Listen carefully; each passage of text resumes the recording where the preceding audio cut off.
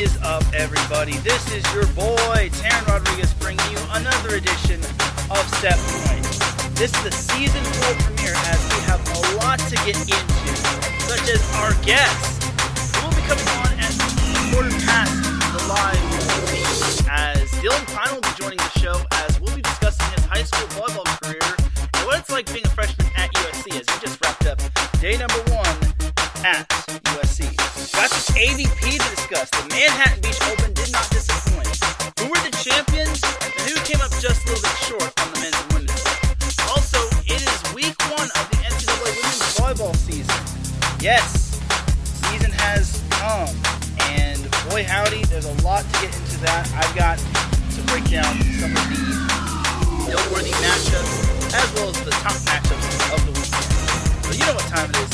Hand me a volleyball. That's the next. But I'm about to serve you up some volleyball action here on Set Point. This is Teran Rodriguez bringing you the Season 4 premiere of Set Point here on IE Sports Radio, your direct feed for all that is sports.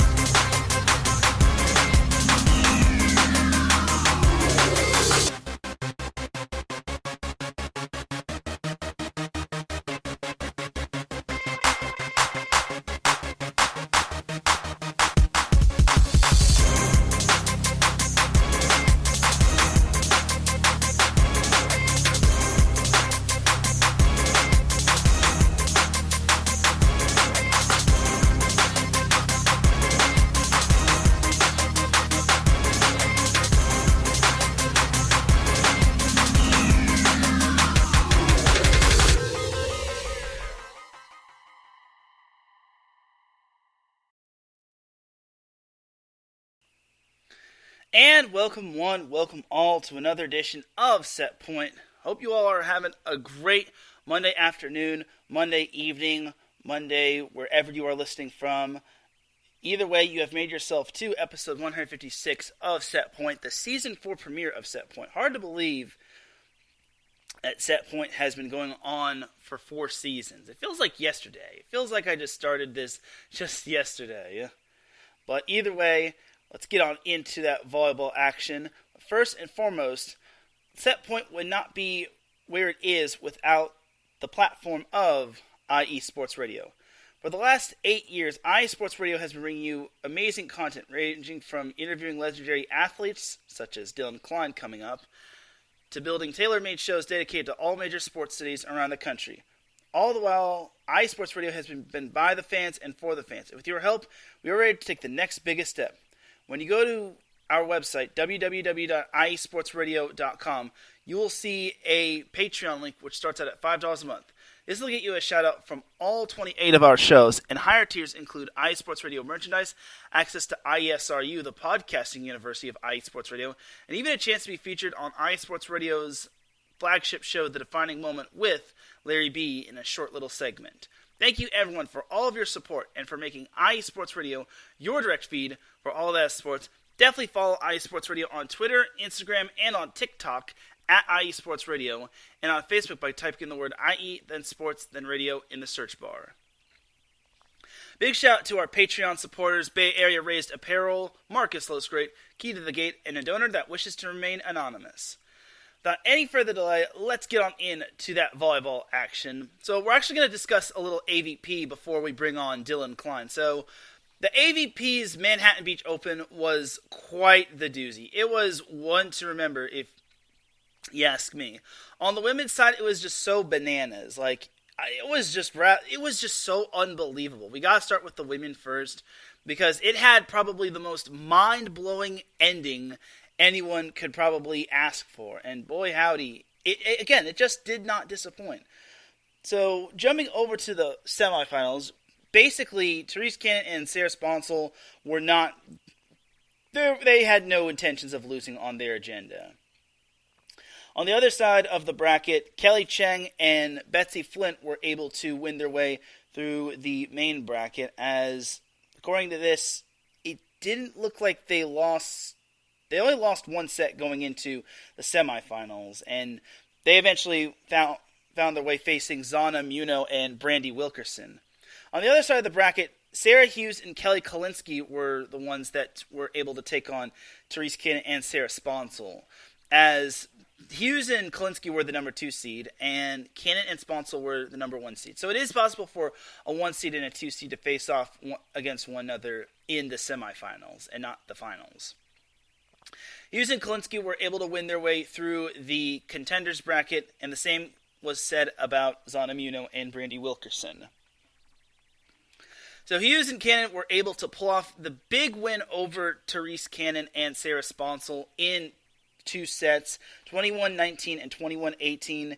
And then the other semifinal, Kelly Cheng and Betsy Flint won their way as they swept Zonamuno and Brandy Wilkerson 21-17 and 22-20.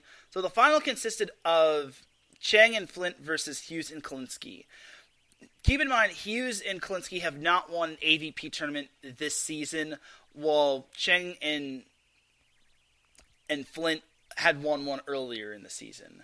So, first set, it was kind of back and forth as both teams were just trying to get a feel for each other, but Hughes and Kalinsky were able to find a way to break through in the later parts of the set as they eventually took the first set 21-18. Now, the second set was a whole different story as Kelly Cheng and Betsy Flint just boomed out to an early lead. They led by as many as 11 as they eventually won the second set 21-11 as, boy howdy, this was a very one-sided set. And it just goes to show how talented Kelly Cheng and Betsy Flint are. So in the third set, Sarah Hughes and Kelly Kalinsky got out to an early lead, but never count out Kelly Clace or Kelly Cheng as she got married over the past few months. Kelly Cheng and Betsy Flint, you can't count them out as they were able to jump out after they fell behind a little early. They eventually led 13-10, and I was looking at the match and I'm like, okay, this one's over. And then Hughes and Kalinsky score a point. It's 13-11. Then Hughes and Kalinsky score again. It's another point. Then it's 13-12 in favor of Cheng and Flint. Both teams are out of timeouts, mind you. And then Hughes and Kalinsky score again, and it's 13-13. And I'm just like, oh my goodness, what am I watching here? And then Kalinsky and Hughes get match point as they go up 14-13, and I'm like, this is kind of reminding me of BYU Purdue from the NCAA tournament. And then on the last point, they were in the freeze, so they had to score via side out. In other words, they had to score while they served the ball. They had to score basically whether it was by getting an ace, having the other team score an error, them getting a kill, or just getting a block in general. If Hughes and Kalinsky scored on this point, they were to win. Because when you're in the freeze, basically you have to score via side-out scoring. It's a confusing rule. You just got to go to the AVP website or just type in the freeze AVP, and then it'll just give you a link to the rule. But I digress. So on the last point, Sarah Hughes and Kelly Kalinsky served, and I don't know who hit it out. I want to say it was Flint that hit it out, as it was wide right, and the celebration was on as Sarah Hughes and Kelly Kalinsky routed off the last 5 points of the set to win it 15-13. It is just unbelievable that they were able to just make that comeback. It's just unbelievable. And this is the first time the two have won not just an AVP event this season and as a pair, but it's the first time they've won the Manhattan Beach Open. It's just absolutely amazing that they were able to do so. And I also should mention that going into the Manhattan Beach Open, Sarah Hughes and Kelly Kalinsky were actually in third place in the top 8 with 2,095 points. Behind them was Therese Cannon and Sarah Sponsel with 2,205, and then Gina Urango and Julia Scholes were atop the top 8 with 2,231. Now, I don't know how many points they're going to get out of this, but I'm 95% certain they'll overtake Therese Cannon and Sarah Sponsel. Gina Urango and Julia Scholes had kind of a tournament to forget as they kind of fell in the first, I think they fell in like the second round, and then they fell in the second round of the contenders bracket. So I think we'll probably be seeing Hughes and Kalinsky atop, and then Cannon and Sponsel still at number 2, and then maybe, just maybe, Zonamuno and Brandy Wilkerson jump Julia Scholes for number 3. So it's a tight race between those 4 teams. those 4 pairs. But overall, it was just a great win for Sarah Hughes and Kelly Kalinske. Again, Sarah Hughes has kind of bounced around partner after partner. And yes, before anyone asks, Sarah Hughes is the same girl that was sprawling all over the place when it came to that one viral video of how volleyball was basically exemplified, or just basically it was just a video that went viral. So either way, Sarah Hughes and Kelly Kalinske were the pair that was a part of that beach volleyball video that everyone was saying, oh, beach volleyball is amazing, and you should watch this if you're a volleyball fan. So overall, great win for Kelly Kalinske and Sarah Hughes. It was a tough loss for Kelly Cheng and Betsy Flint. Obviously, that has to sting, but they're going to learn from this, and eventually, they want to win, because if you win the Manhattan Beach Open, you basically get your names placed on the boardwalk of the Manhattan Beach Pier. But other than that, it's a tough loss. It really stings if you're Betsy Flint and Kelly Cheng, or Kelly Clay, as most people probably refer to her as, but I digress. So jumping over briefly to the men's side of things of the Manhattan Beach Open, the final was Triborn and Trevor Cram versus Theo Brunner and James Schalk. And in the end, Triborn and Trevor Cram were able to win the final, as they wound up winning in straight sets, as this was actually Trevor Cram's 3rd straight Manhattan Beach Open championship. So it really is impressive that Trevor Cram was able to, well, he's obviously had different partners, but now with Triborn as his partner, it's just absolutely amazing that he was able to do so. As we welcome Davidson Crooks in the chat room, he says, what's good? Just talking some AVP, as on the men's side, Triborn and Trevor Cram swept Theo Brunner and James Schalk 21-17 and 21-14. In the semifinals, Triborn and Trevor Cram actually had to get past Trevor's brother, Taylor Crabb, as well as Taylor Sander, as they were able to do so 19-21, 21-13, and 15-9. Everyone loves to call the Taylor Crabb versus Trevor Crabb rivalry the Crab Broiler or Crab Boiler. Either way, I love a little sibling rivalry. I think it's great, and it was a heated match from what I heard, but honestly, you gotta love that little rivalry. And as for Brunner and Schalk, they were able to sweep Andy Benish and Miles Evans in the semifinals 21-17, 21-16. But unfortunately, they fell short, as Trevor Crabb basically gets his name on the Manhattan Beach Boardwalk for a 3rd straight year. So I think it's rather impressive that Trevor Crabb continues to be consistent, no matter who his partner is. I really think it's very impressive. And that is pretty much going to do it for the AVP portion of the show. I kind of had to mow through that just because we're going to take a quick little commercial break. And when we come back, we're going to bring on our guest, Dillon Klein. So keep it locked here. You are listening to Set Point here on IA Sports Radio, your direct feed for all that sports. We'll be right back with our guest after this. Sports fans, do you like teams that are tough, cities that are tougher, and fan bases that are passionate about their teams? How about teams that are historic and stadiums that are iconic? Then you belong in Chicago, and you need to check out Chi-Town Weekly. Join me, Adam Kernan, every week as we keep up with all things Chicago sports. Bears, Bulls, Blackhawks, Cubs, White Sox. We'll cover them all, plus more. The Windy City is always buzzing, and we'll keep you up on all the big games and major stories. So tune in to Chi-Town Weekly every week right here on IE Sports Radio, your direct feed for all that is sports.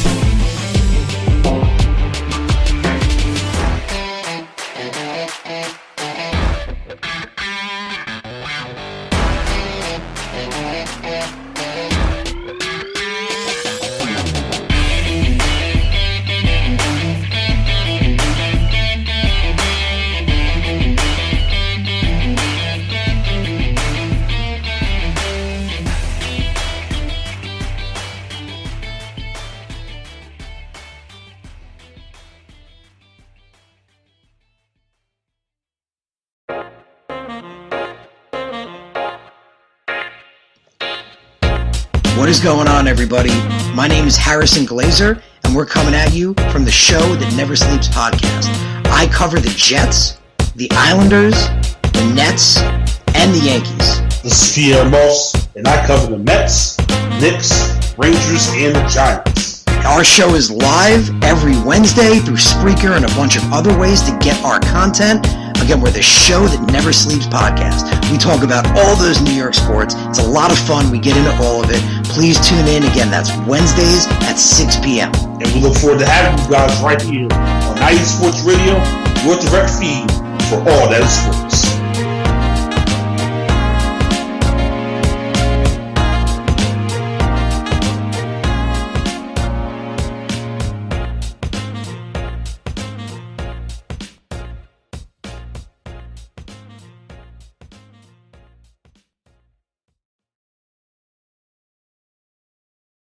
And welcome back to Set Point. Hope everyone enjoyed those pair of commercials. Chi-Town Weekly will be coming on right after Set Point. But first and foremost, we have to introduce our guest. My guest is a man that has a lot of accolades. He is a former Loyola boys volleyball standout. He is one of the top recruits in the 2022 boys volleyball class. He is a CIF Southern Section Co-Player of the Year in boys volleyball. He's a two-time Mission League MVP, and he just wrapped up his first day at USC, where he is playing men's volleyball. And overall, he is an absolute amazing guy, down-to-earth guy. Ladies and gentlemen, introducing my guest, Mr. Dillon Klein. How you doing, Dillon? I'm good, Teran. Thank you for that awesome introduction. I had a good day so far, but I'm excited to be here. Thank you for having me. Hey, no problem, Dillon. Glad to have you aboard, and it's just an honor, and I appreciate your support for the show. And without any further delay, let's get on into the action. But first and foremost, we have to get a little disclaimer out of the way. These are the thoughts and opinions of myself, Teran Rodriguez, and Dillon Klein, not the thoughts and opinions of IE Sports Radio, Loyola High School, or USC, or any other third-party organizations. Another disclaimer is, I did go to Newport Harbor High School. I am an alum, and let's just say Dillon faced Newport Harbor in his high school volleyball career, but more on that a little later. But Dillon, the floor is yours. Tell everyone who you are and how you got into volleyball. Well, I grew up around volleyball. A lot of volleyball in my family. Just grew up playing in my cousin's yard. I got two cousins who are a little older than me, who played volleyball at Stanford. But other than that, my aunt played, my dad played, my uncle played. Pretty much everyone in my family played, and it's kind of always been a big part of my life. Getting me keeping me in shape, teaching me life lessons, and just being there is something that I can do that kind of takes my mind off things. And I mean, I've been playing volleyball since I can remember, pretty much, and it's been amazing to me. So yeah. Excellent. That is quite amazing. So now, obviously, this name when I first heard your name, the first person that came to mind was Callie Klein. So obviously, Loyola High School is a boys' school, all-boys school in Los Angeles, and Marymount High School is an all-girls school in Los Angeles. What's it like supporting the girls when it comes to all the sports, such as volleyball? It's awesome. Callie Klein actually lives down the street to me. She's we're actually not related, even though we got the same name, but she coaches girls volleyball over at Marymount. My grandma went to Marymount. My aunt went to Marymount. My sister goes to Marymount, and then my cousin played for 4 years on the Marymount team. All three girl cousins played on the Marymount team for 4 years or whatever. But it's cool. I've been supporting their team since I can remember, going to their volleyball games. I've known Coach Callie Klein for a pretty good amount of time, but recently this year we kind of got closer.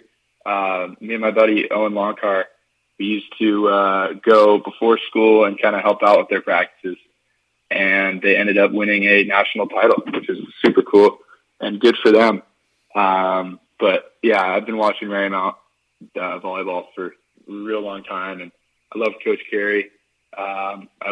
Because my cousin's on the team, so obviously I love her but all the girls, some Megan, Callie, just a bunch of other girls that are my friends. My sister played on the team last year. My sister friend Julia Caps. A lot of good players on the squad, and I think they should have a good year this year. Yeah, that Marymount team that you just mentioned last season, that team went a perfect 35-0 and wound up pretty much winning the national championship. It's quite the impressive feat that Marymount was able to do so. And they only dropped one set in a set one just once. So it's quite impressive that Marymount was able to do so. And they have a lot of big expectations this year, so I think it's amazing. Had a really good squad. Probably one of the best I've ever seen. Yeah, that might go down as one of the best teams I've seen. Not to diss the other teams that have won CIF. No. The Los Alamidoses, the Newport Harbors, the Chrono Mars, any of that. But back to you, Dillon. So obviously you talked a little about your family. Tell us about kind of your roots in terms of sports when it came to your family. All right. Well, I'm going to start with my grandpa. He, Bob Klein, grew up in the Palisades, which is where I guess technically I used to live. Now they live here in downtown. But grew up in the Palisades, played football at St. Monica's High School in Santa Monica, and then went on to play at SC, where he won the national championship in '67, I believe. And then after that, played 8 years with the Rams, and then 3 years with the Chargers, and then retired. And then he started a family. Had my dad, Kristen Klein, Keith, and then Patrick. I'm Patrick Klein, my uncle. And my aunt played in the '96 Olympics for USA after going to Stanford and playing volley there. And then married my uncle, Adam Keith, who played for Jazz and one more team, I can't remember what, but he played basketball and volleyball at Stanford. Played volleyball at Woodbridge High School in Irvine. And he's a pretty good volleyball player, but he's definitely a better basketball player. And then my dad played football and volleyball at Stanford, went to Loyola High School where I went. And my uncle played football and volleyball, I believe, at Loyola. And then just played volleyball at Stanford, where he was on that team that won the national title with Furbringer and a couple other guys. I'm blanking on their name, but yeah. And then my two older cousins, like I was saying, Kaylin and Michaela Keith, played volleyball at Stanford, and then they were on the 2014, 2015, and 2017 national championship teams. And then James, their younger brother, currently plays basketball at Stanford, and he's doing pretty well.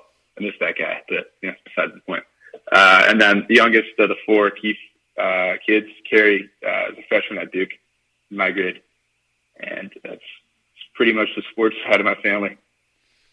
Awesome sauce. And I was going to ask about the Keefs and if they're pretty much like in relation to your family, and you pretty much just nailed it on the head. And yeah, that the Keefe family and the Klein family is just absolutely amazing in terms of like athletics. It's just absolutely amazing. So back to you though, Dillon. So when you got to Loyola High School as a freshman, you made the team, if I'm not mistaken, or varsity team, correct? Correct, yeah. Yeah, so obviously you were coached by Michael Bully, one of the top coaches that I've ever seen in California. What was it like going to Loyola at first and then meeting Michael Bully and playing as a freshman? So it's a little different for me. I actually met Coach Bully at a really young age. My dad's best friend growing up is, let me think about this. Well, but we've known the Bully family for a really long time. I'm not going to get into the nitty-gritty with it and trying to remember how all the connections work. But I've known Coach Bully since I was probably 3 or 4 years old, I believe. So he's been in my life for as long as I can remember. And it was cool getting to school and playing volleyball on the varsity team. People think that's pretty cool, but I was just really really surprised and excited to be welcomed into the team like that. I was obviously very nervous. There were no sophomores on the team. So it was me and upperclassmen basically. And they just welcomed me into the team and really kind of treated me like family. And I'm so grateful for it. It was just an amazing experience playing at a higher level than what I'd been used to, which now I realize is that level it's going to continue to get higher. But I had a great time. Coach Rofer too, the assistant coach, has just been so nice to me and really helped me out through pretty much all my volleyball stuff and some stuff outside volleyball. Same as Coach Bully. I owe everything to them. Those guys are amazing. Awesome sauce. So that was your freshman year. So I must ask, if you did get playing time, which I imagine you probably did, what was it like facing some of these other like top teams, like say the Newport Harbors, the Mira Costas, the Redondo Unions, and like the Corona Del Mars? Oh, it was so much fun. It's kind of like a weird feeling, like knowing that the guys that you're out there are just better than you and like a lot older than you, more physical than you. But I mean, I had so much fun. It definitely made me nervous, obviously. But playing against, I remember just me. I have a pretty good relationship with. I don't know if you remember Joe Carlos. Yes. Newport Harbor setter. 3 years ago, I guess it was. I'd known him before, and like talking with him, playing against him was awesome. And then just some of the other guys were so good at volleyball, and that was cool. It was cool being out there, just seeing these guys, play real well, and then me just be out there along for the ride, So I had a lot of fun doing that. Now, Loyola was obviously one of the top teams, but that Newport Harbor team that you just mentioned with Joe Carlos was obviously up there. I remember in the SoCal Regional playoffs, your team was up 2-0, and then, unfortunately for you all, Newport Harbor kind of pulled out the comeback magic. What was the vibe like after that game? And was it so quiet you couldn't really hear a pin drop on the bus? Yeah, it was definitely like that. That was not a fun one. It's kind of something you don't really understand. Well, I kind of felt for the seniors on that team, and I kind of felt with how they felt when after this last year. But it's the feeling of the ball hitting the ground for the last time of your high school career it's unexplainable. And like I said, you gotta live it to understand it. It was real sad. That was my last time playing with like Will Campbell, Nico Pozovac. Those two guys were awesome. And I didn't get to play with them again. And they ended their high school careers, with that loss. And it's a sad time, but I know they had a lot of fun playing Loyola volleyball, and I got a lot of amazing memories with each and every one of them. Mm-hmm. Yeah, and it's never really easy, especially after losing in that fashion. And it really is heartbreaking, especially since I want to say Mira Costa. You all, and this is no knock on Mira Costa, I think you all could have probably beaten Mira Costa, but that we're going to discuss that in a little bit later when it comes to Loyola and Mira Costa. So, Jumping over to sophomore season, so your team was obviously still up there in terms of talent, but there were other good teams like Corona Del Mar, Mira Costa, and Huntington Beach, and then the season unfortunately gets canceled due to the pandemic. Like, what was your initial reaction when you found out that the season was unfortunately done for when you all were about to play Corona Del Mar for the third time? So I thought that they were joking around at first. It was lunchtime, and we got called into our coach's kind of conference room, or like a conference room next to his office. Like, yeah, we're not playing this game. And I was just sitting there thinking, like, yeah, right. Like, who's going to stop us from playing this game? Like, we've lost this team twice. And I still do think that we were a better team than them. We were figuring some stuff out. And I think that if that game had been played, it would have been one of the biggest volleyball games ever at Loyola. I just remember the feeling of having like every single one of my friends planning on coming to the game, and like people texting me left and right, like, I'm coming. I'm so excited to see you guys play. Like, let's go get them. And then to be sitting in that conference room and hear that the game's canceled, it was a weird feeling. And at that time, me and the team kind of thought, like COVID quarantine, we'll go for 2 weeks and we'll be back in time for the Costa game in April. And so, we didn't play the game. Time went on. We sat in our houses, no school or whatever. And then we go to online school. And then, everyone else knows the story from there. We all lived it. It just kept going on and on and on. And, still going on a little bit. But that was bad. I felt for the seniors who didn't get to finish out their season. That was tough. Yeah, I felt for all the seniors as well, not just for Loyola, but for everyone. It was just an unfortunate event, and it was just so saddening. Just because I agree with you. I really thought that your team and Corona Del Mar were kind of neck and neck. Obviously, they won a 5-set thriller, and then they beat you all in Best of the West. But I think your team was right there, just because it's so tough to beat a team 3 times in one season, let alone the span of 2 or 3 weeks. So I would have loved to see that matchup, but it's unfortunate. But better times are kind of ahead. But either way, before we jump into your junior season. I think you should tell everybody, what is the rivalry like with Mira Costa, and basically tell us what makes the Mira Costa Loyola rivalry in high school sports so up there. So a lot of my buddies who go to Loyola live in the South Bay. So they grew up with all these kids who, go to Costa, play volleyball at Costa. And, what's more fun than beating your best friend in front of all of your other friends in volleyball? So, I spent a lot of time in the South Bay. So I knew a lot of those guys, playing club volleyball for Manhattan Beach Surf. And, I knew a pretty good amount of the guys on the other team, but it was really the Manhattan Beach guys. I can name a bunch of them, but Ryan Sprague, Ryan Vina, Sean Kelly, and then back to my younger years, Luke Turner, Henry Wedbush, Will Campbell.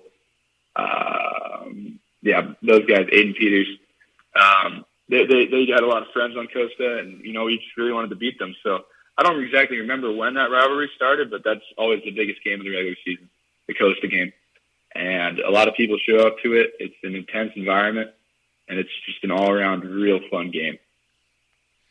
I definitely can put that up there in terms of my big-time rivalry games in terms of boys volleyball. So I really would like to experience that rivalry in person. Obviously I have the Battle of the Bay with Newport Harbor and Corona Del Mar, but I would like a change of pace with Loyola versus Mira Costa. So jumping over to your junior year, obviously no tournaments, but your team scheduled quite the gauntlet of tough teams, such as Mira Costa and Redondo Union and Corona Del Mar. Well, that game unfortunately got canceled, but Newport Harbor. Your team pretty much went undefeated for the most part, as you didn't lose a match, actually. So what was it like during your junior year, seeing no tournaments, and then you're just scheduling all these non-league matches? It was so fun. The whole practice situation was a little different just because, there was a ton of sports going on at one time. So we couldn't get as much time in the gym, and all the COVID mask requirements and the, checks and all the paperwork and the stuff you got to fill out on your phone before you get in. That sucked, but the schedule we played was great until we got COVID. And those games started to get canceled. We didn't have practice. And that was not fun. But I remember we beat Costa in the regular season. That was a super fun game. That game did not go the way I thought it was gonna.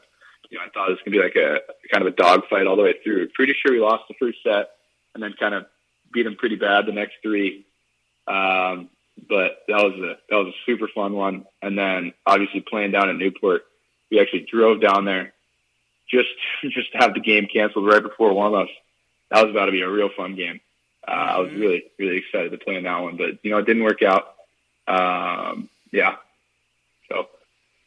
Yeah, I remember that game that was going to happen between Newport Harbor and Loyola. And then I was like, so Loyola just drove down all the way from Los Angeles just to see the game get canceled. And it wasn't even because of Newport or Loyola. It was because Newport played a team, Mira Costa, 2 days prior, or actually 3 days prior. And then one of Costa's players unfortunately tested positive.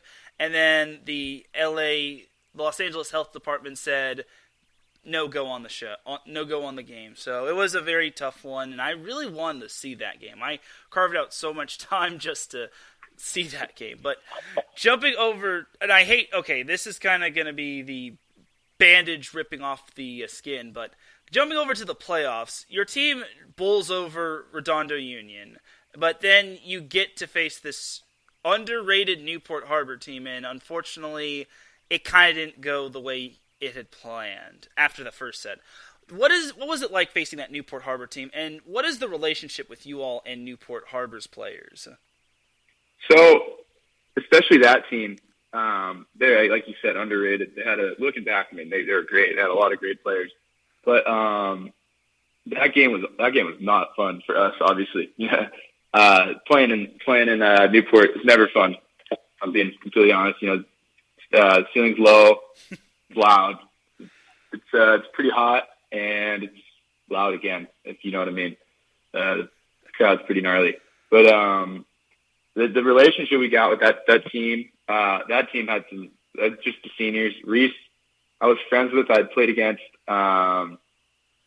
him for a pretty good amount of time. Brendan Reed, who's a beast, played outside of that squad. And I knew him from club, obviously. I've been playing against these guys for so long. And then the last year's Newport Harbor team, I actually had a lot of friends on just from, you know, volleyball, especially Cole McKibben, Sterling Coverly, Luke O'Neill, and a bunch of other guys. So those are probably the main three that I've hung out with a bunch. I consider those three guys to be like some of my best friends. And, you know, yeah, they did beat us, whatever that was, twice, or three times actually in my career. I think about this 1, 2, 3, 4 times, I think. But like I said earlier, you know, what's better than beating your best friend in front of all your best friends? So those games are definitely one of the most fun games, win or lose, I've played in my life. And it just made it even better that they're, you know, my good buddies. And honestly, there's no one I'd rather lose to than those guys. Like, you know, if I have to lose, I'm going to want to lose to people I like, not people I don't like. So. Yes, and you mentioned the Newport Harbor gymnasium and how it's like a low ceiling. I have gotten a lot of not like complaints, but a lot of like coaches and maybe parents and players saying that the Newport gym isn't a volleyball gym. And even one coach described the Newport gym as, get this, Plinko, the Price is Right game, if you could believe that. Yeah, he was like, that gym is Plinko. But I totally agree with you. So, and you also mentioned the Newport Harbor crowd and the student section. What's it like facing down that student section? And is it kind of comparable to like a college student section, or is it just not quite there yet? You know, Teran, I'm gonna have to disagree with you on that one. I think that the Newport Harbor student section is worse than any college student section I'll ever go up against in terms of playing with. The guys in the student section at Newport, like knew me personally, almost like knew me better than I knew myself. Not obviously not, but like just being on the court. If I'm being completely honest, nothing bad. I'm not complaining. I actually like playing in the Newport gym. I think that it adds kind of a different element that just makes the game so much more fun. Anyone can win a volleyball game in a nice big gym, like wide, perfect temperature, high ceiling. But when you start playing in those little small gyms, it's like makes the game a little bit more different, which I actually enjoy. And having the whatever student section basically just yelling stuff in my ear while I'm trying to focus. I had a lot of fun hearing that, and it made the environment just perfect for volleyball, in my opinion. And you know, it might like mess around with some people, but it makes the game more intense for me. I kind of learned to like it over the course of playing there. You know, first time junior year, we lost in the semis. I didn't like it. That was not fun. But then coming back and, you know, kind of understanding more of what, like, being better friends with the guys, playing more volleyball, it made it a lot more fun. So I actually, like I said, I enjoy playing in the Newport, or enjoyed playing in the Newport gym. And I literally think they're gnarlier than any college student section. So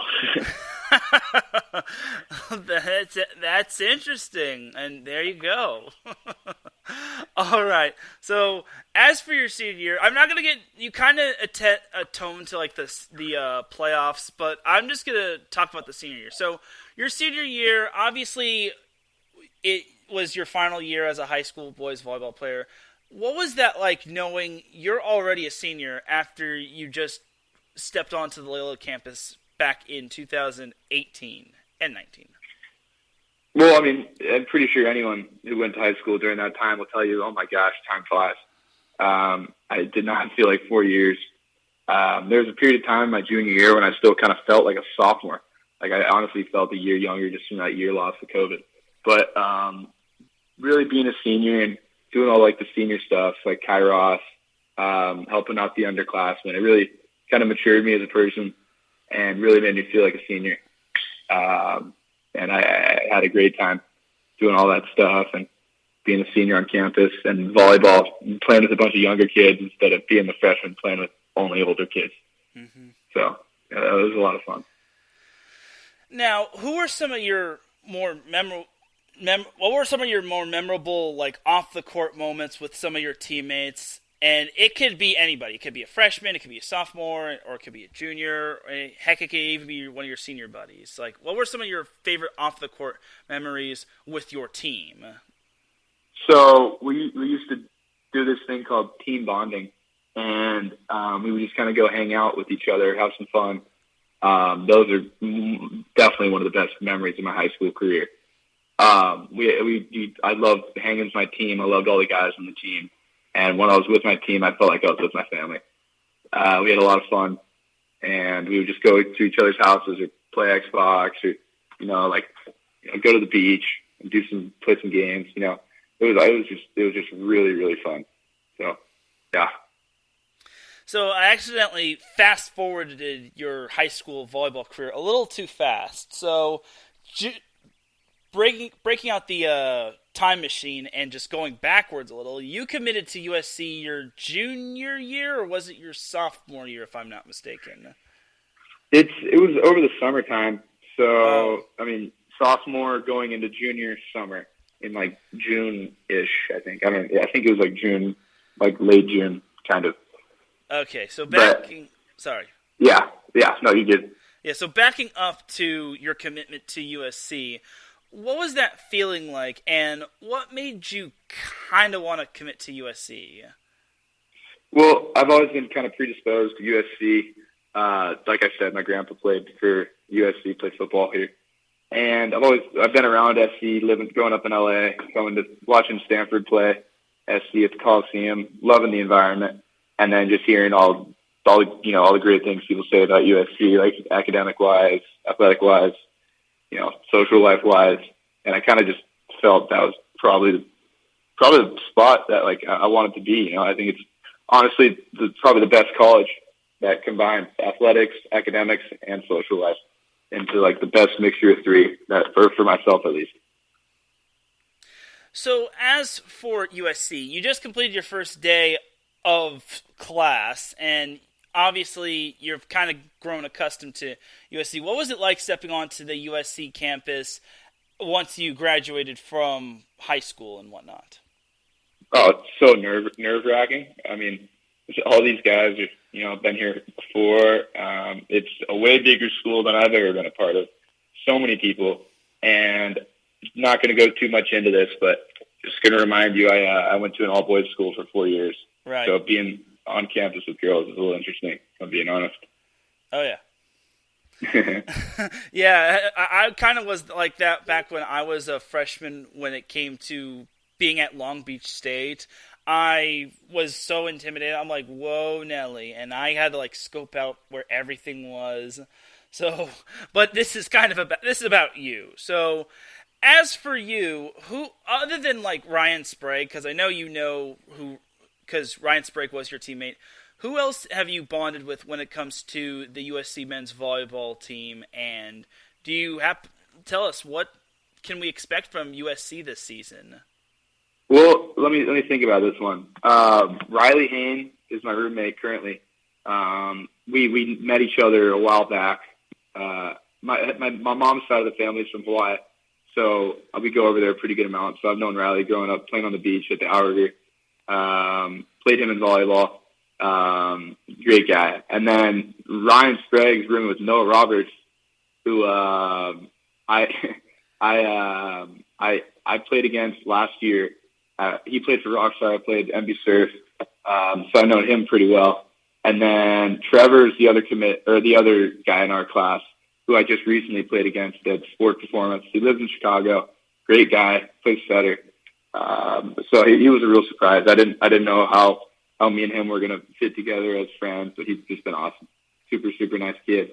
And then in the sophomore class, I've known Teddy Terrell, obviously, because of volleyball and Loyola. And then Luke Hobus, I've played with MB Surf. He was on my club team. Austin, I've played with in the USA stuff, and we grew up with each other, playing against each other, so I know him pretty well. Those three guys are super, super cool and have been nothing but helpful to me around campus. I consider those guys some of my good buddies on the squad just from growing up with them. And then Marcus is also in that class, who I played against 2 years ago when I played up for 18s. And then in the junior class, we got Jack Duker, who also I grew up with, kind of playing volleyball at the Outrigger when I'd go over there. He's a legend of a guy. Peter Brown, who I met recently, about last year, 2 years ago. Christian Thomas, grew up playing on the beach with in Hermosa, 20th Street, represent. But he's a great kid. I love spending time with all those guys. I mean, I just can't stress enough how awesome and kind the guys are on the squad. And and I'm still meeting some of the other guys, like the older guys, like Simon Gallus, Lucas Strathland. So you talked about the players, and we basically just discussed the players. Now let's discuss the head coach. So Jeff Nygaard, before coming to Loyola and basically committing, how long have you known Jeff Nygaard for? I was first introduced to him when he started recruiting me, I believe, or something along those lines. So our relationship as player coach started when he started recruiting me. I think he's an awesome guy, great coach. And, that's pretty much it. Okay. So, back to one of my questions. What can we expect from USC men's volleyball this season? And obviously the goal is to win an NCAA championship, but how will you, as well as some of the other incoming freshmen, change the dynamic of USC men's volleyball? Well, we're going to be pretty relatively young, usually. Well, a lot of our guys, we got a couple old guys, or not old guys, seniors, Simon, Lucas, and then Jack, who's a junior. And I think we're going to be a young squad. Definitely going to hopefully get better as we go.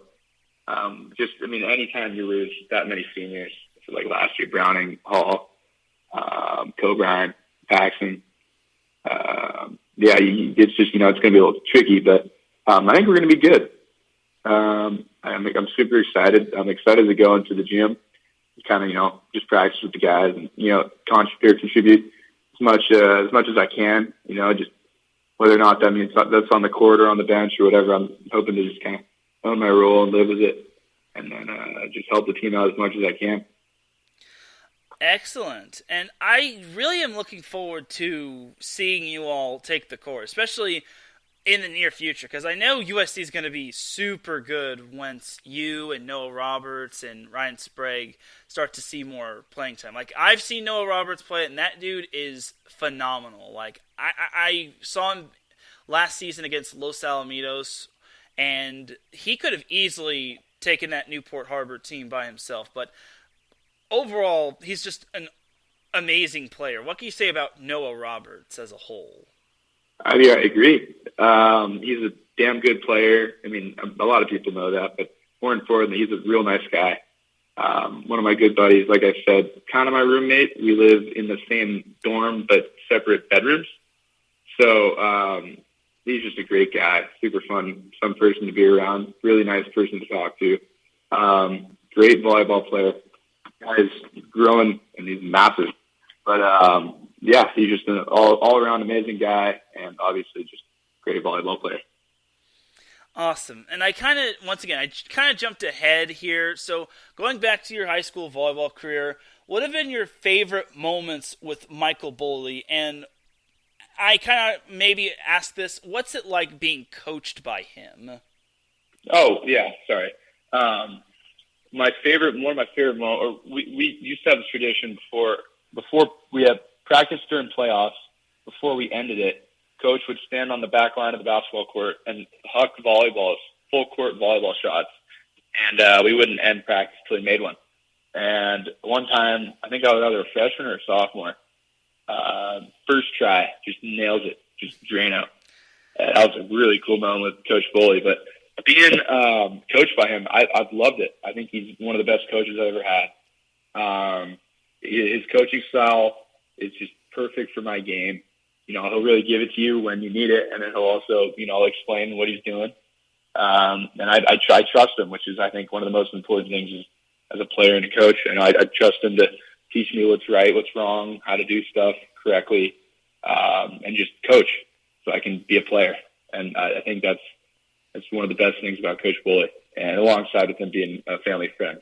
And I can't even tell you how many hours I spent during recess, during lunch, just chilling in his office, just, talking volleyball, just hanging out with him. Literally, I would probably go in there 3 or 4 times a week, which is just, I love doing. And he loves his guys just so much and just really cares about each person individually that it's hard to not succeed in his gym, or that's the way I see it, at least. Sounds like a great time when it comes to you and Boley and all the others that want to chill out in his office. So pretty much wrapping up here, are there any particular opponents that you're looking forward to when it comes to this upcoming season, when it comes to men's volleyball season? Obviously, UCLA comes to mind, but are there any ones other than that, or is it just mainly UCLA? Or the first match of the season? UCLA, for sure. But also Santa Barbara. I know a bunch of guys on that team: Max Gordon, Owen Longcar, Owen Berg. And I've played against a bunch of other guys in that team that don't come to mind right now. But I know I got a couple buddies up there, and I would love to get a good crack at them and really play them. So UCSD for sure. Excellent. And one thing I'm looking forward to, and I really hope this actually happens, I look forward to hopefully Long Beach State and USC playing, because I've seen Long Beach State and USC get scheduled a couple times, and I'm hoping it'll be at the Pyramid, just because, first of all, the Pyramid is one of the best facilities in terms of volleyball, and second of all, it would be awesome to see you and what USC has to offer, just because it would just be legendary, just because USC has given Long Beach State a run for their money, at least pushing them to at least 4 sets. But with you all and the future that USC has, I really look forward to seeing what the Trojans have to offer. Yeah, I would love to play at Long Beach State. I've never played in the Pyramid before, but definitely watched some games in there. I actually have a fun memory of being in North Gym at USC, but this might have been when I was a freshman or something. But it was the TJ, Tua, and Josh, Enzing, Kyle Enzing team. SC, I think, beat Long Beach, if I remember correctly. I could totally not be remembering correctly. But that was a super fun game in a tiny gym, which kind of reminds me of the Newport Harbor gym.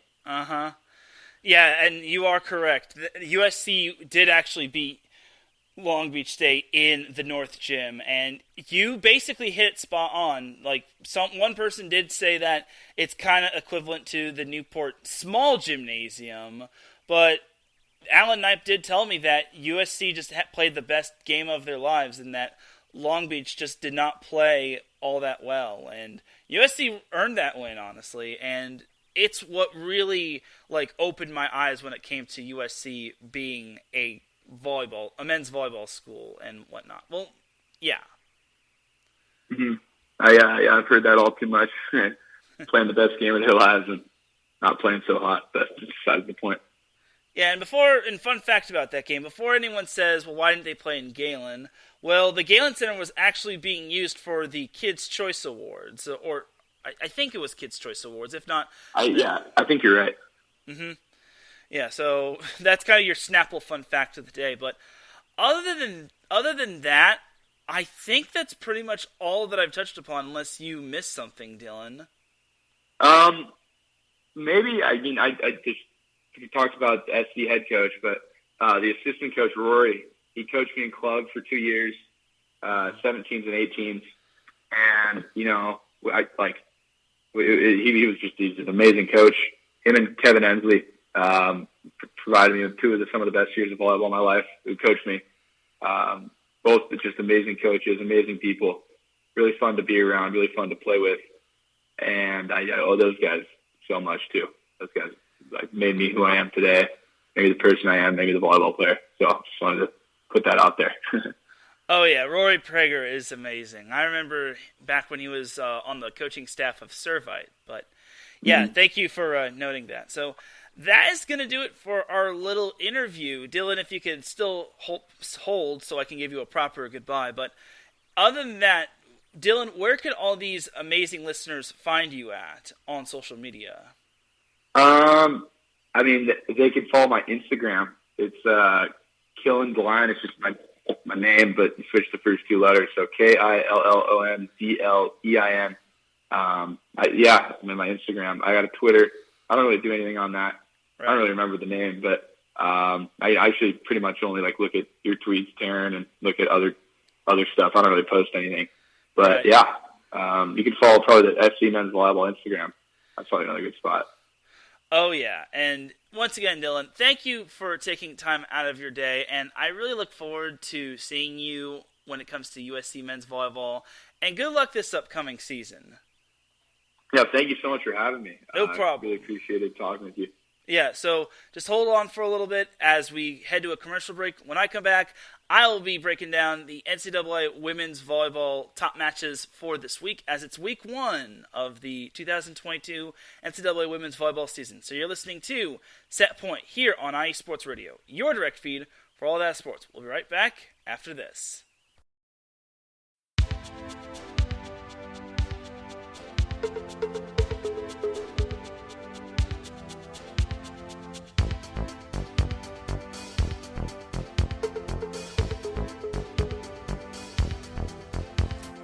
What's up, sports fans?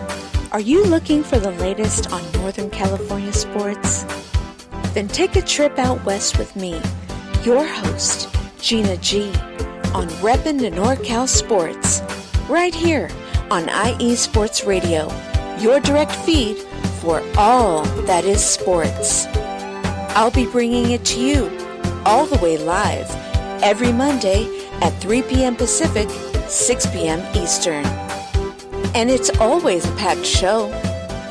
I'll bring you everything Dynastic 49ers, the bite of the San Jose Sharks, torture of the San Francisco Giants, the Golden State Warriors that we still believe. Then take you across the bay to the rise and grind of the Oakland A's. I've got you covered on college ball from the Cal Bears to the Stanford Cardinal, so that no matter what, reppin' in NorCal sports is always reppin' the Bay. So if you bleed red and gold, or you're looking to keep an eye out west in them thar hills, don't miss me, Gina G, on reppin' in NorCal sports. Catch me every Monday at 3 p.m. Pacific, 6 p.m. Eastern, and I'll have your fandom repped harder than a trio of defenders guarding Stephen Curry before his buzzer beater is Gucci.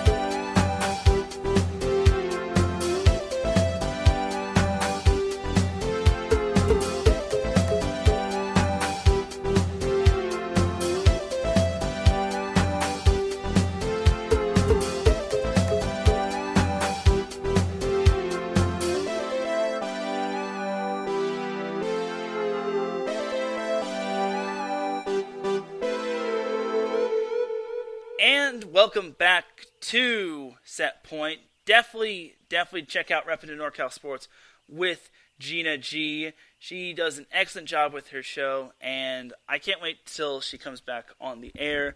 Once again, big shout out to Dillon Klein, as he and I just wrapped up a little bit of a segment with one another, and I look forward to having him back. I really think, and this is a little early for me to describe men's volleyball or talk men's volleyball, but I think USC has that potential. You look at all those players that they got. They have Dillon Klein, Noah Roberts, Ryan Sprague. They have a bunch of other incoming freshmen that are going to be good as well. And then looking at their returning players from this season, they should be promising. Like, there's no way this team cannot, contend. There's no way they can't contend. Like, this team should be decent this season, this upcoming season. Yes, they did lose players like Chris Hall and Sam Coburn to graduation. They have other talented players such as George Dyer, and then Noah Keelan will return. And then Luke Hobus had himself a phenomenal season. And then, as Dylan mentioned, Simon Gallus is going to be returning, and I think he's going to do some great things. So, for me, I think it'll take Dylan a little bit of time just because he's a freshman, and if you're a freshman, unless you're Alex Nikolov, and you start, then that is rather unheard of.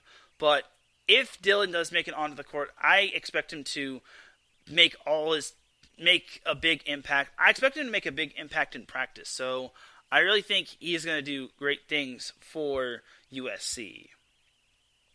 So that is that for my little quick take on USC. Once again, thank you to Dillon Klein for being a guest on the Season 4 premiere of Set Point. Let's jump on into the NCAA Women's Volleyball matches to watch for in terms of this week. So I actually am doing a little bit of a new format, and I'm going to try to go through this as quick as I can just because I don't know when Adam will be going on, but Chi-Town Weekly will be going on after this show for the most part. But either way, Week 1's matchups are going to be quite something to watch for. I have 3 tiers in terms of matches to watch for. We have Sneaky Good, which I think is going to be up there in terms of watching.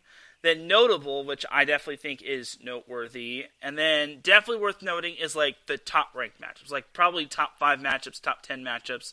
You get the point what I mean. So we'll start off with the Sneaky Good matchup. So right out the gate for the Sneaky Good matchups is Pepperdine at number 1, Nebraska. This will be a Saturday matchup. So honestly, it's going to be quite the intense matchup. And Adam actually says in the chat room, take your time, work went very late. Okay, so yeah, I'll take my time, I suppose. So yeah, for Pepperdine at number 1, Nebraska, this is going to be an intense matchup for Pepperdine. They're going down to Lincoln to take on that talented team of Nebraska. And Nebraska is obviously good, very good with the amount of talent that they have in terms of returning talent and with the amount of talent that transferred, possibly, and with their freshman class. Pepperdine is kind of going to have one of those live and learn moments.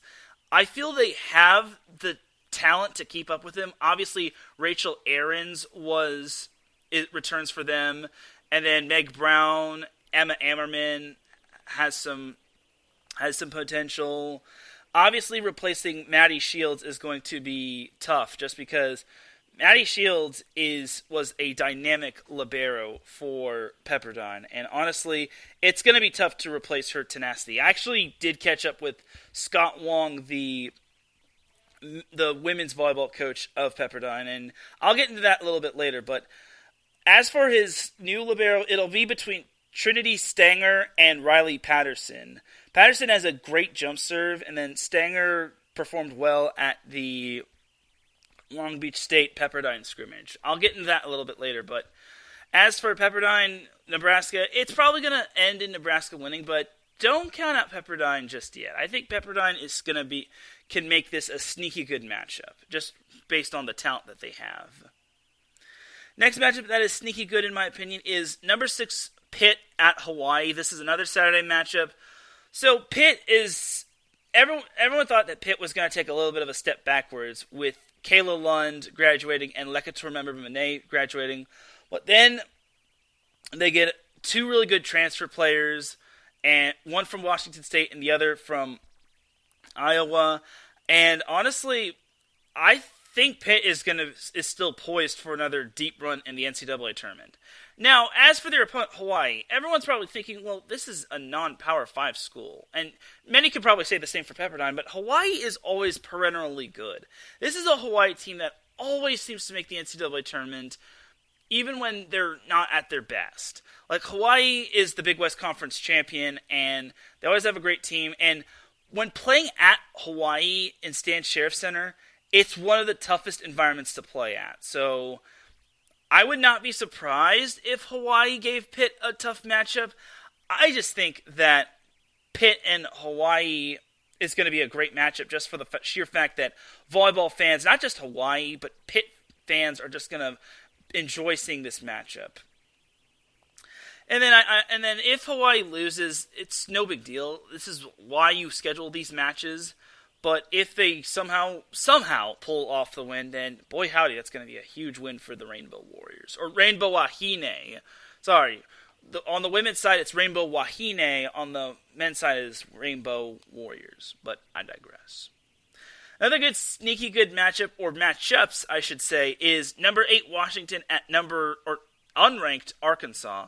So Arkansas, they hail from the SEC, and they were chosen to finish 4th in the SEC. I think that Arkansas is very underrated. I think the Razorbacks are kind of underrated. I feel they're so much shafted just because Kentucky is always really good. Florida is always good as well. And then Tennessee, the hype around them is kind of up there as well. Then you have Little Arkansas, which did good last season, but they kind of just missed out on the NCAA tournament. I think they were like one of the first 4 out, or something close to that. Either way, Arkansas is poised for a good season. I really think the Razorbacks do have what it takes. It's just that, can they keep up with a Washington team? They do have the luxury of playing in Arkansas. However, it's a Washington team that has a good amount of players returning.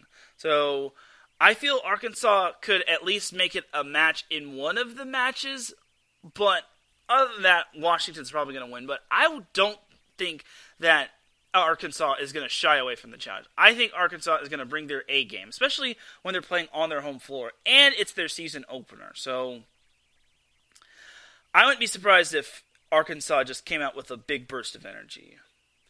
Next matchup on the Sneaky Good matchups is Marquette at number 11, Kentucky. This is actually a Friday matchup. So for Marquette, they are obviously unranked. They hail from the Big East. I feel that Marquette is one of the more underappreciated teams just because they're kind of in the shadow of Creighton in the Big East. However, I think Marquette can kind of give Kentucky a little bit of a battle. I'm not going to say they're going to win. I'm just saying that Marquette, obviously opening up on the road against Kentucky, is obviously going to be a tough matchup. But I feel Marquette does have some talented players in that arsenal of theirs. Obviously, Kentucky is going to be up there in talent as well, just because they got some good transfers, including Adana Rollins from Minnesota. Like, that was huge for Kentucky. But I think that Kentucky's probably going to win this one. But don't count out Marquette. Marquette obviously is going to learn from this, and they're eventually going to catch up. I wouldn't say like soon, but I think they're eventually going to get right behind their Big East brethren in Creighton. And this is going to really benefit them going forward. And then my last sneaky good matchup is number 25 San Diego at Hawaii. This is actually a Sunday matchup, a rare Sunday matchup. So for Hawaii, it's going to be a great matchup just because San Diego and Hawaii love scheduling one another. I don't think they did it last year, but my thing is for Hawaii, it's never easy to beat them at Stan Sheriff Center. And San Diego, they kind of have a little bit something to prove. They do have quite a number of transfers. They have, I think, 2 transfers from Indiana. They have Gabby Blossom from Penn State. And they return a good chunk of their team, such as Grace Froling, Katie Lukes, Annie Benbow is probably going to be the libero unless the BYU transfer challenges her. I think it's going to be a nice little matchup between two non-Power 5 conferences or two non-Power 5 conference teams. And if Hawaii does somehow win, which I wouldn't be surprised if they did, I think Hawaii can jump into the top 25.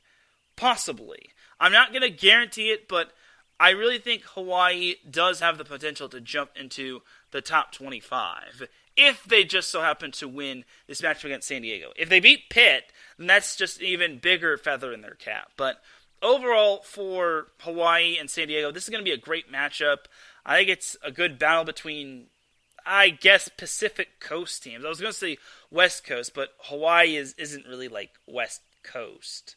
Unless you like being like very spot on. But either way, I just like to describe Hawaii as like Pacific Coast and whatnot, even though it's a different time zone, just because Hawaii is 3 hours earlier than California, so you can't really describe them as West Coast. That's just my take, though. So those are my sneaky good matchups for the NCAA Women's Volleyball Week 1. Jumping over to the notable matchups. So the first notable matchup was kind of a homer pick, and I really didn't want to put this matchup in notable, but I felt the need to. Long Beach State versus number 19 Oregon at Portland State. This is a Saturday matchup, and I get it. I didn't want to put this matchup in the notable matchups. But for me, I think it's really notable just because Long Beach State has a good amount of talent. They definitely are. They were picked to finish fourth in the Big West Conference. They have a new head coach. Granted, their entire coaching staff is new, with Kim Hill as one of their assistants, and then they have another talented assistant coach, R.J. Kirsty, I want to say that's her name. I'll confirm that, but either way, Tyler Hildebrand faces his first big challenge when the team goes up to Portland State to play against Oregon on Saturday. Before that, Long Beach State plays Oregon State and Portland State on Friday, which that should be a good little warm-up matchup to get them familiarized with an actual opponent that's not like it's not like themselves, or it's not like a scrimmage. But either way, Long Beach State does have a plethora of talent, such as Katie Kennedy, Callie Schwarzenbach, Morgan Chacon, Zayna Meyer. She did well in the scrimmage against Pepperdine. I really think Long Beach State is going to be a team to watch for the season. I'm not going to try to homer them too much, but I think Long Beach State can keep up with Oregon. Can they beat them still remains to be seen. Just because Oregon returns Brooke Nuneviller, and then they obviously have a good other plethora of talent on that team. Oregon is always the always do good team year in and year out. The only time they weren't really good was when they lost, I think it was three players to the transfer portal, and then they just were god-awful that one year. But other than that, Brooke Nuneviller has this team going in the correct direction. So I think Long Beach State, Oregon is notable. I feel it's borderline of sneaky good and notable, but I have it in the notable section just because I kind of like having a little bit of a balance between notable, sneaky good, and definitely worth noting. Next matchup on the notable section is number 23 Kansas at number 22 Utah. This is the battle of the low 20s teams. And I think this is a great matchup just because Kansas having that amazing Sweet 16 run, and then Utah always be perennially good year in and year out. I think this is going to be a great matchup. It's going to be in Utah, so all bets are off when you play Utah in Utah.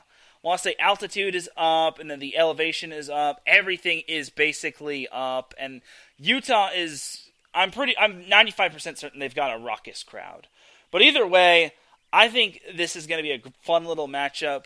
Kansas gets a big challenge against a Pac-12 team, and this is definitely going to help them in the long run just because they do have the Big 12, and they could place second in that conference.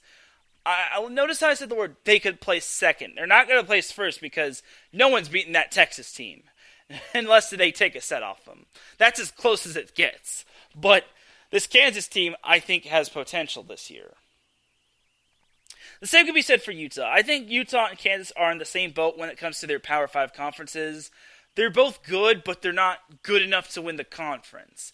For Utah's case, they're in the boat of kind of wide open in the Pac-12, just because Washington is the favorite. Stanford is also up there. UCLA should be good despite losing Mac May and Shelby Martin to graduation. I think Utah can make noise. I think Utah is underappreciated in my opinion. So we'll see what happens with the Utes going forward and the Jayhawks going forward. Next notable matchup in the notable matchup category is number 13, Purdue at Tennessee. Now, this matchup, I think, is definitely notable. Even though it's not ranked versus ranked, it's really noteworthy just because I think people are sleeping on Tennessee. Tennessee got quite a number of transfer players. They got one player from Oregon. They got Erica Lovett from Long Beach State, who I thought was phenomenal her freshman year. I think Tennessee is getting slept on this season. And while Kentucky isn't as dominant as they were in the past, I think Tennessee can make noise in the SEC. As for the little matchup against Purdue, I think this is the perfect time for them to post an upset. If there's one big game for them to win so far that looks definitely winnable against a ranked opponent, it's this one. Purdue obviously is going to have a lot of good players from last year's team, but they don't have like the Caitlin Newtons from last season.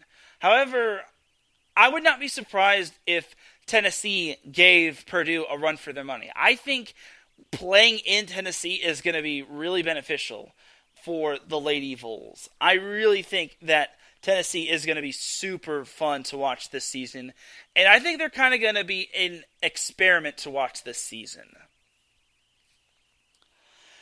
Next matchup in my notable matchup category is Washington State at number 10 BYU. So this is another challenge, another Utah challenge that I think is going to be quite the uphill climb for Washington State.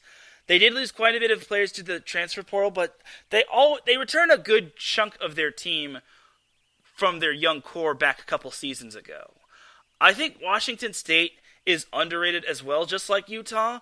I think they're kind of shafted just because every season they always start off slow, but then once they start figuring it out going into Pac-12 play, they always pull out that big win out of nowhere.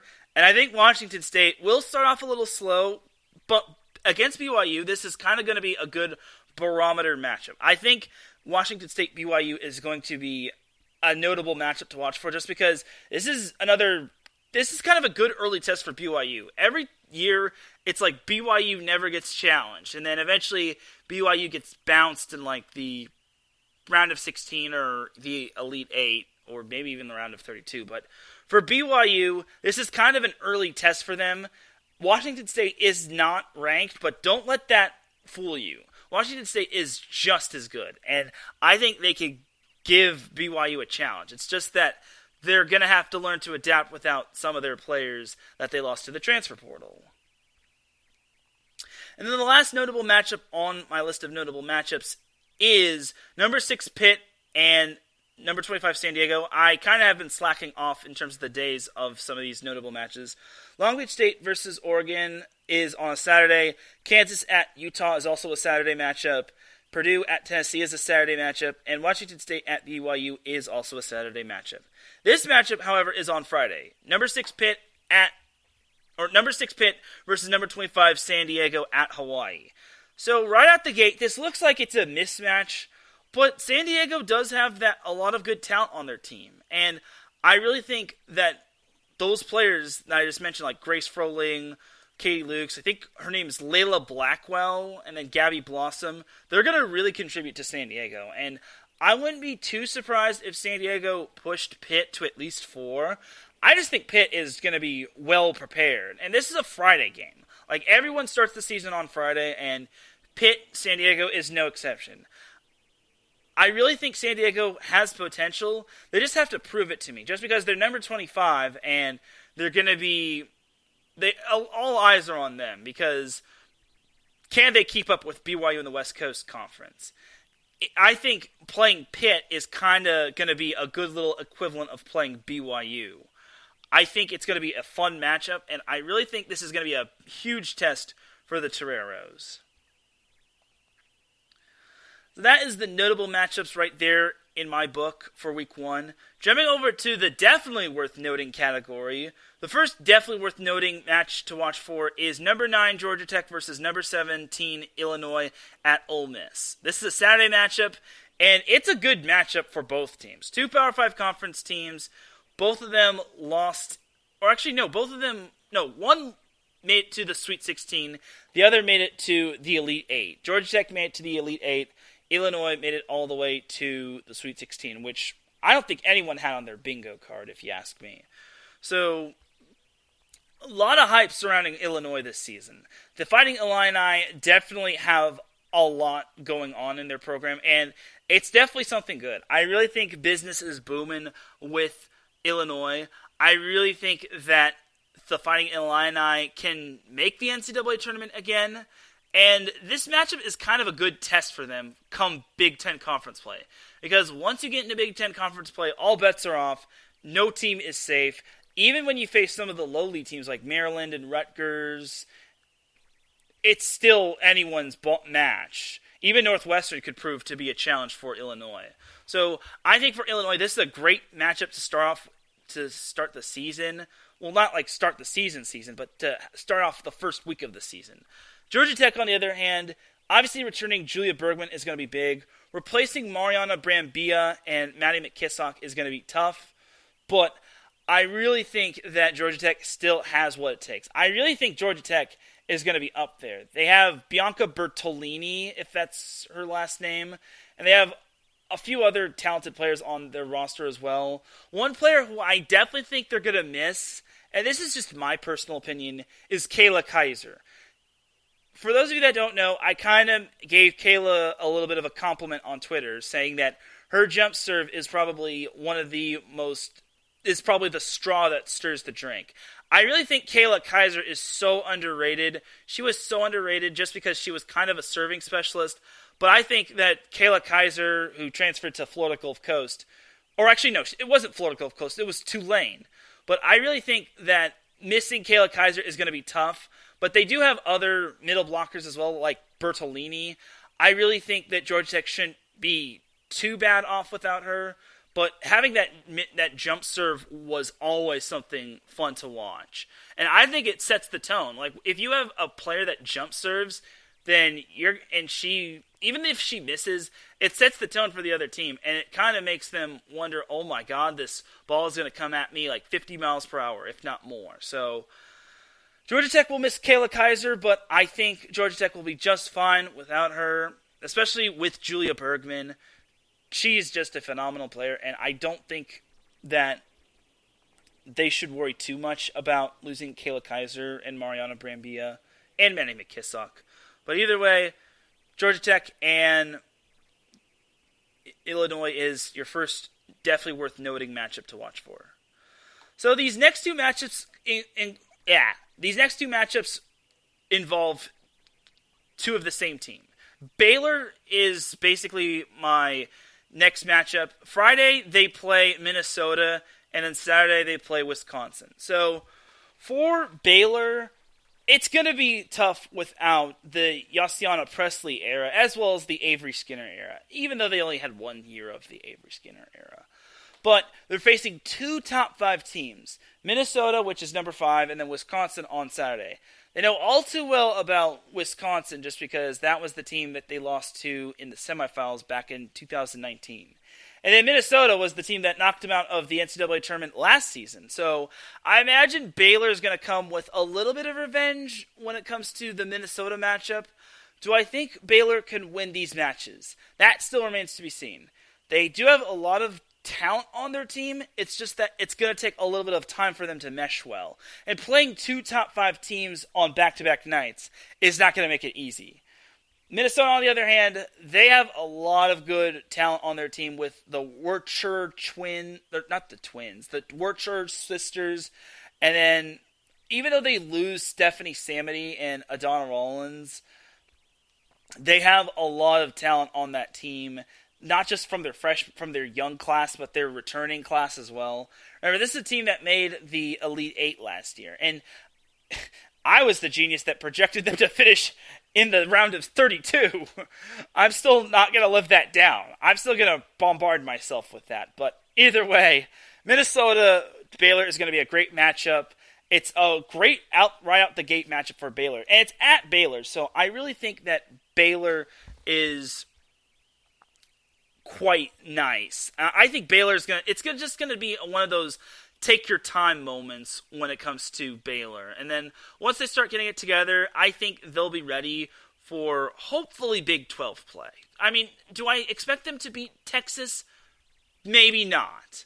But do I expect them to compete with Texas and be probably the number 2 team in the Big 12? Absolutely. And then Wisconsin, obviously, that's going to be an interesting matchup. One thing I'm looking forward to in Wisconsin are their middles. Who's going to be their starting middle? Is it going to be Anna Smrek? Is it going to be Caroline Crawford? Is it going to be Jay Demps, I think, plays outside hitter. But you get the point. They have lots of good middles. They have 4 talented middle blockers who I think could start on any team. But now they are on Wisconsin, and Kelly Sheffield's got a tough decision. Like, he could probably implement one girl on the right side and then just run like 3 middle blockers with like a serving specialist. And then my matchup of the week, and the last matchup on my definitely worth noting matches to watch for, is number 2 Texas at number 7 Ohio State. Oh boy.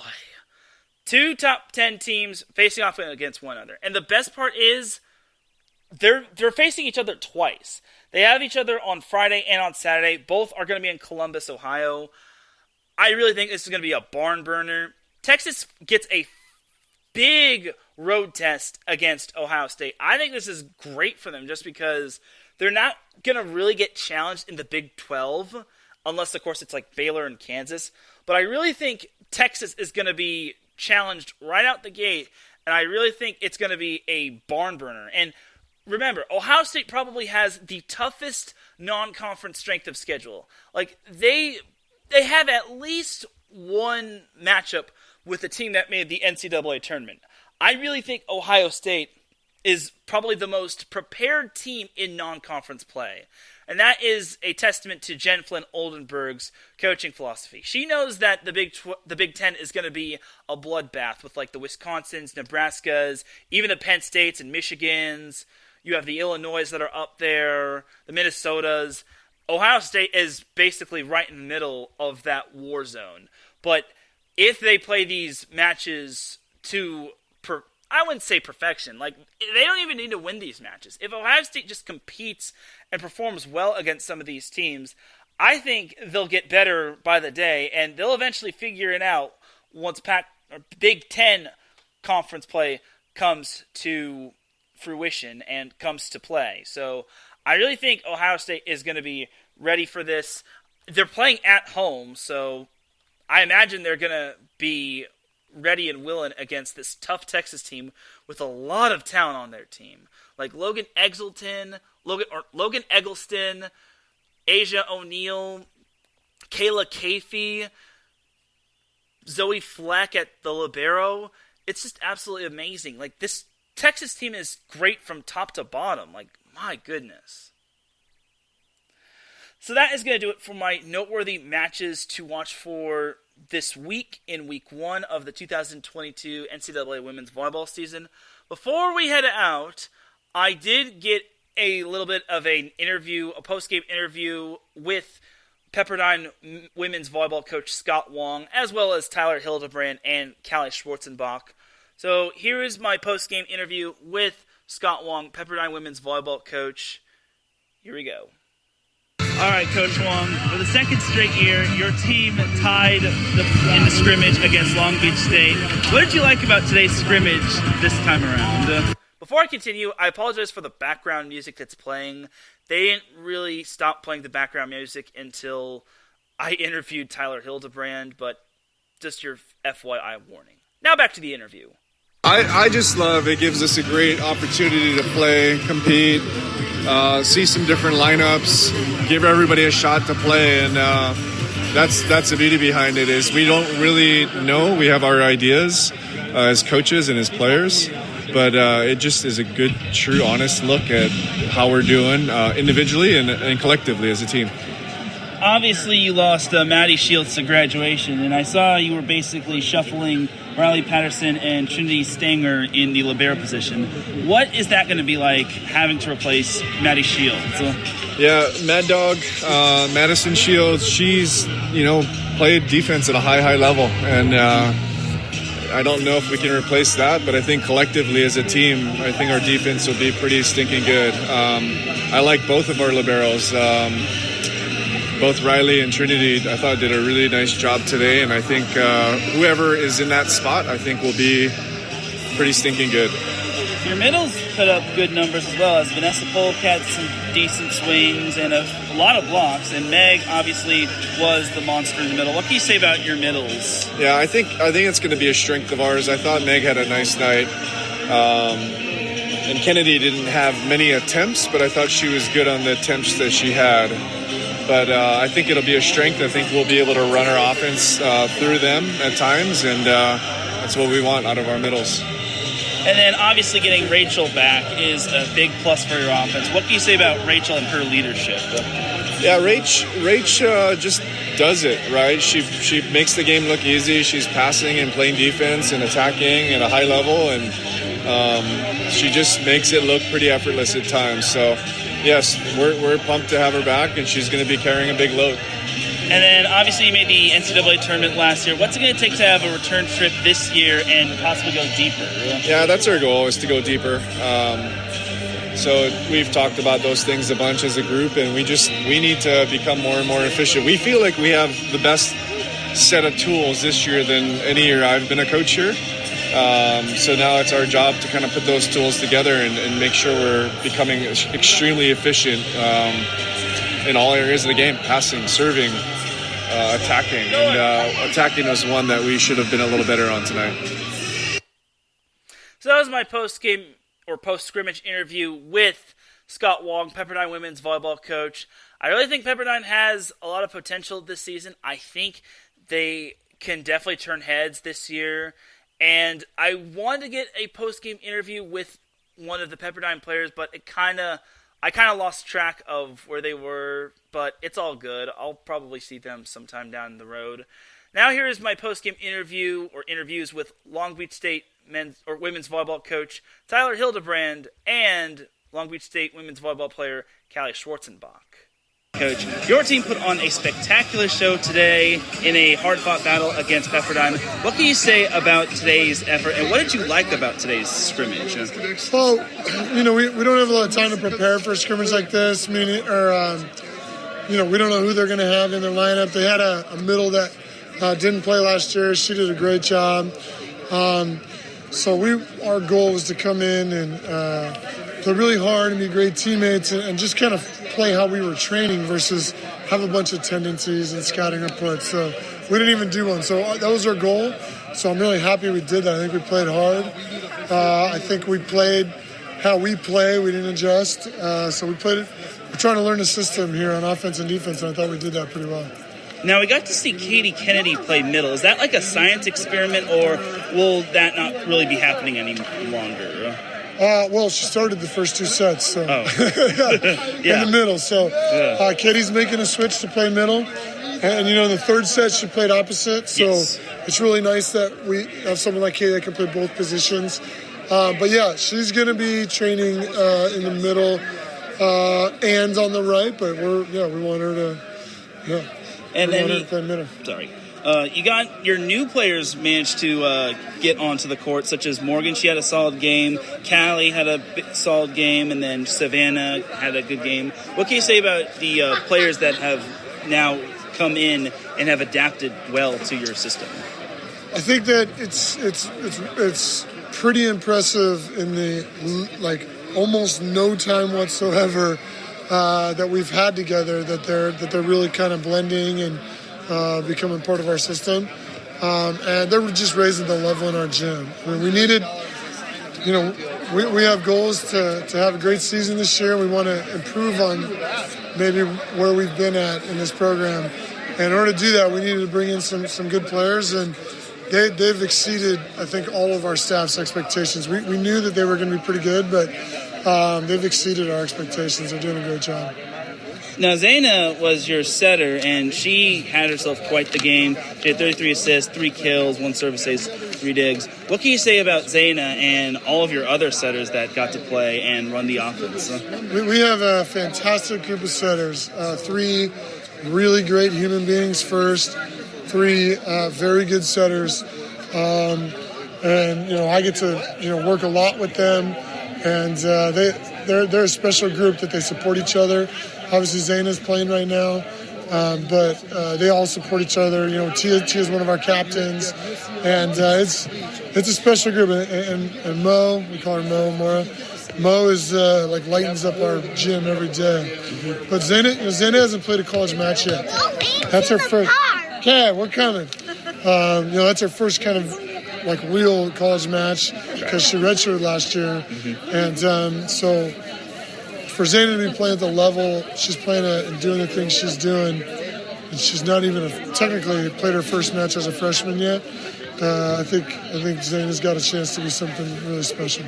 And then next week, y'all are heading up to Oregon to play 3 matches, including against Oregon, which is currently ranked. What's it going to be like heading down to Eugene and the Matthew Knight Center? Give me 1 second. So I basically paused this at this moment just because, first of all, Tyler had to basically tend to his kid and basically talk to him for a little bit. And then second of all, I made a little bit of an error. I thought the team was going to Eugene, Oregon to play at Oregon, but instead they're going to Portland State. So just a fair warning, I accidentally got the wrong city that Long Beach State was traveling to. So my apologies. I didn't mean to say that they were going to Eugene. I corrected myself. Well, Tyler corrected me, but either way, that's kind of your fair warning. Now back to the interview. Maddie? Going up to Oregon, or going up to Portland? Yes, and playing against Oregon and 2 other teams and going up to Matthew Knight Arena. What's that going to be like in terms of playing in that environment? Is it Matthew Knight at Oregon? Matthew Knight Arena. Is that at the... we're going to Portland State. Oops. Yeah, no, all good. All good. So we're going to Portland State. We don't know much about these teams. I mean, we're so focused on trying. And we got 9 new players. The other girls are all new. We got an entirely new staff. With my three assistants have a total of 1 season of college volleyball experience coaching. Now they have more volleyball experience than probably any other staff in the country. But so we're trying to figure out how we can take all this newness and make it an advantage, versus make it a disadvantage. So I think it's great because everyone's fresh and we kind of don't know what we're doing, but we're all figuring it out together. So it's kind of fun, and so we're focused on that. I haven't even watched any of those teams from last year. We may or may not do that. The first week is really hard because you don't really know who's going to play or who's not. And then, but by the time we get to Oregon on Saturday, we'll have 2 matches on Oregon, so we'll prep a little harder for them. All right, Cal. All right, so that was my post-game interview or post-scrimmage interview with Tyler Hildebrand. Here's my post-scrimmage interview with Callie Schwarzenbach, and then I will send you all on your way. You played your first match against an actual opponent as a member of Long Beach State. What was that feeling like, stepping onto the court and playing as a member of Long Beach State? It was a lot of fun. We had been working towards this since Open Gym is back in the first week of June, so it was fun to get out there with everyone and see everyone go after it and just have fun. And it was a really good first start to the season. And obviously you and Tyler know one another. What's it like knowing Tyler, and what has it been like being coached by him? I have completely changed as a player since we were together at Nebraska, and that's the reason why I came here was to continue to be coached by him because he makes me better on and off the court, and I'm excited for the girls to have him as a coach as well because I think he's going to kind of change the view of volleyball for them. Now, obviously, we got to see Katie play middle blocker. Mm-hmm. Like, you as a middle blocker, what's that like seeing... Drive to... Oh, sorry. Go No, ahead. you're good. Say that again? Sorry, my thing No, was you're good. glitched. So she's super coachable, and seeing her in practice just work so hard in both positions is inspiring as someone who still is only a middle blocker, and I think she's doing great things and going to continue to do great things, so it's exciting to watch and play with her. And then, obviously, Zaina, having redshirted last year, she performed really well at the center position. What was it like seeing her play on the court this game, as well as like Tia and someone else? So, yeah, just Tia. Yeah, it was good. They're both so much fun to play with. They have such great energy and drive, and so to be playing with Zaina and Tia in practice and watch them go out and kind of show their skills was really fun to see and well deserved. Next week, y'all are heading up to Portland State. What's it going to be like playing up in Portland State, and what's it going to take to get the win over any of those three opponents you're facing? I think we're all super excited to travel. I love traveling, and especially to Oregon. I've heard great things, and it's going to be some really good competition. So I think it'll be another big test of what we're capable of and what we have been training for a while now. So it'll be fun to kind of continue to grow and play together as a team. All right, that was my post-scrimmage interview with Callie Schwarzenbach. And ladies and gentlemen, that is going to do it for Set Point. We have to clear out because Adam Karnick is going live. Without any further delay, let's drop that beat as I'm about to dip like a banana in chocolate. You feel me? Thank you, everyone, for tuning in to Set Point. I really do appreciate you all tuning in. If you listen live, I appreciate you. If you listen on the playback, I appreciate you. If you listen at work, I appreciate you. If you listen at any time, any place, anywhere, I appreciate you. Shout out to the chat room. Adam Karnick said he was impressed by this segment. I really do appreciate you tuning in. Sorry if I took a little bit more longer than I needed to, but I appreciate you understanding. Big shout out to Dillon Klein, my guest today. It was amazing having him on the show and talking with him about his athletic family as well as his high school volleyball career. And also shout out to Davidson Crooks and Patty Banks, who were both listening as well.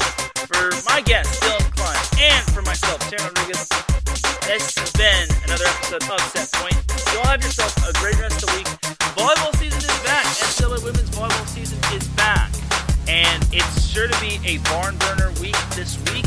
And I will be seeing you all this week for the SoCal Supreme Court Show. Peace!